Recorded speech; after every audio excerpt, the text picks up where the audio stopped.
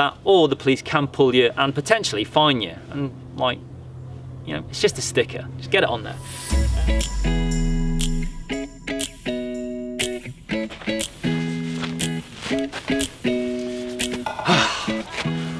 Welcome everybody, Russ McDonough, aka The Nomadic Veteran, and welcome to this week's video where we're doing a 101, where essentially I'm giving you tips, tricks and hacks to make your van life journey, adventure experience all much better and hopefully a little bit easier. And this week we're doing it on what the requirements are for taking your motorhome, camper van, car, bike, all that good stuff into the EU now that Brexit has officially happened. A few things have changed, not massively, but there are a few subtle differences. The first thing I'll touch on real quick is the whole Brexit 180 day rule.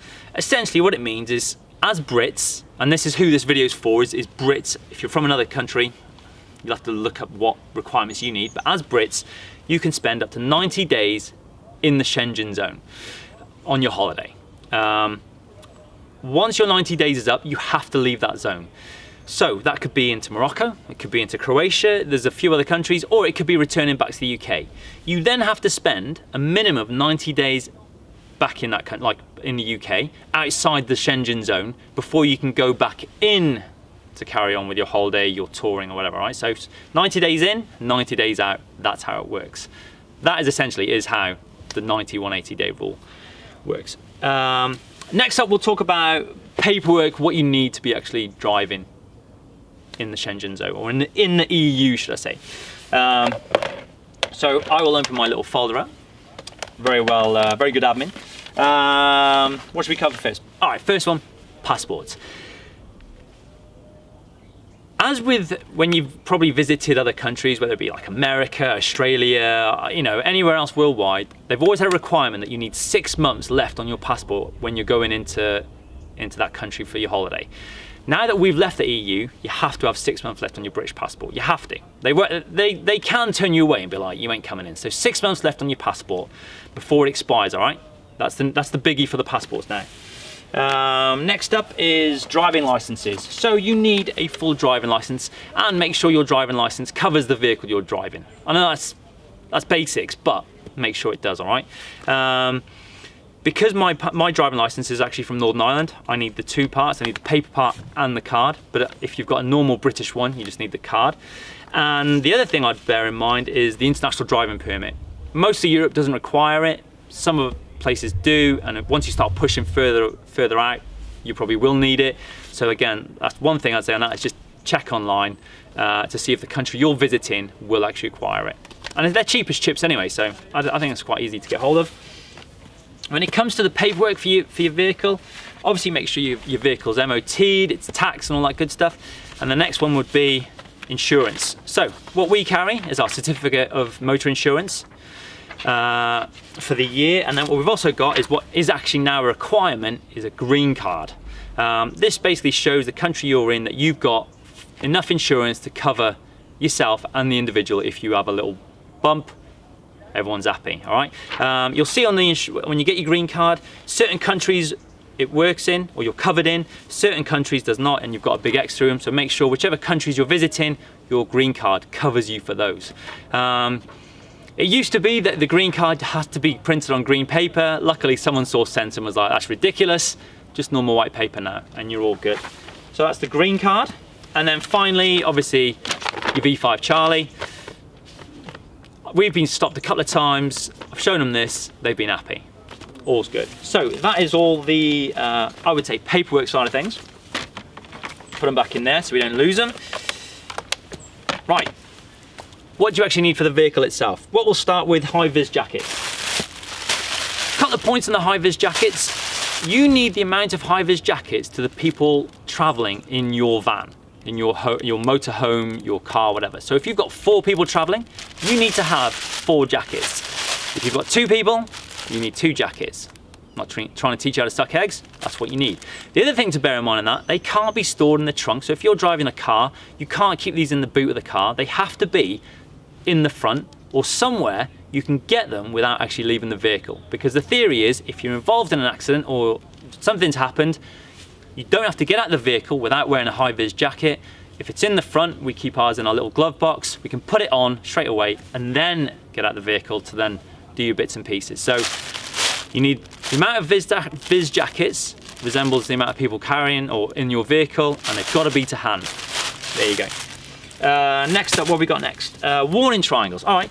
So in some countries, you only need one warning triangle. In some parts of the EU, you will need two. For us, we carry two purely because one, it's just simpler, and two, if something does happen, you've got one for the front of the vehicle and you've got one for the back of the vehicle. Happy days. That's it built. I know you know what a warning triangle looks like, but that's what it looks like all made up. And then when it's broken down, it fits into this little carry case real nicely. So my advice, carry two. Always good bits of kit to have anyway. Next up, all right, here's a good one. You definitely need to have either a GB sticker on the back of your vehicle, or your number plate has to say GB on it. Some of the number plates, even in the UK, say EU. It's no good. We're not part of the EU anymore. It has to say GB. Like I said, our number plate doesn't have GB on it, so we've just got a sticker on the back. You need to have that, or the police can pull you and potentially fine you. And like, you know, it's just a sticker. Just get it on there. What have we got next? All right, first aid kit. So most of Europe doesn't require you to have a first aid kit, but France, Germany, and Austria, you need to have a first aid kit. It's a compulsory kit. With this one, this is actually our grab bag, so you know it's in the van at all times anyway.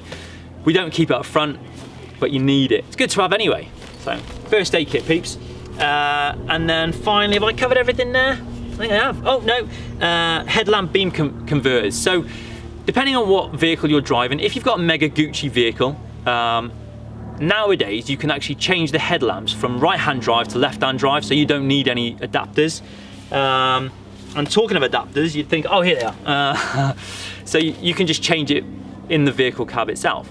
However, we've got a bit of an older van, which means we need to apply vehicle beam converters to our vehicle. That just means that when we're driving anywhere in Europe, we're not dazzling people on the other side of the road, causing accidents. So again, I picked these up off Amazon, cheap as chips, and they do the job. So they're good. That's it for required kit in your vehicle to be traveling the EU. What else could we go into? Oh, I tell you what, here's a bit of something actually which has come into force this year. I think this has actually been made full legal now. It's often been in the past where in France you didn't know whether you needed to have breathalyzers in your vehicle or not. They were kind of like back and forth on it. It's been decided now that in France you do not need to carry your own breathalyzers. So if you've got them, have a few drinks and have a bit of fun. If you haven't got them, don't worry about it because it's not needed. So, not needed. The other thing which I would say actually is a bit of a Brucey bonus for you when it comes to kit is have a spare bulb kit. I can't see anywhere where it's a requirement, but you know what? If one of your brake lights or whatever blows, it's a lot easier having that than trying to source one driving around Europe. So for me, that's a good bit of kit to carry in there anyway. So you're welcome. And then we'll just touch on a couple of other bits and pieces which may come in useful. So if you've got pets, I'm not going to go into that right now. I did a video, so link up there. Things have changed with the pets. Again, not massively, but they have changed. So watch that video if you've got pets. And then what's the other one? Oh, I've got two other things here. So if you may or may not have a European health insurance card. If you do have one, do not worry, they're still valid. They will be valid until they expire. So if you haven't got one, you can't get one. If you have got one, happy days, hopefully you've got ages left on them. What they've brought in instead is a global health insurance card, which is free. You can get it back in the UK. I'll put a link in the box below where you can apply for one. And again, I'm not sure how good it will be compared to the European health card, but it's still free and it will enable you, if something should happen, to seek emergency help. So it's still good to have. And then the other one I would say would be roadside assistance. We made a slight boo-boo with this. We obviously had UK roadside assistance, and we knew we were coming into Europe.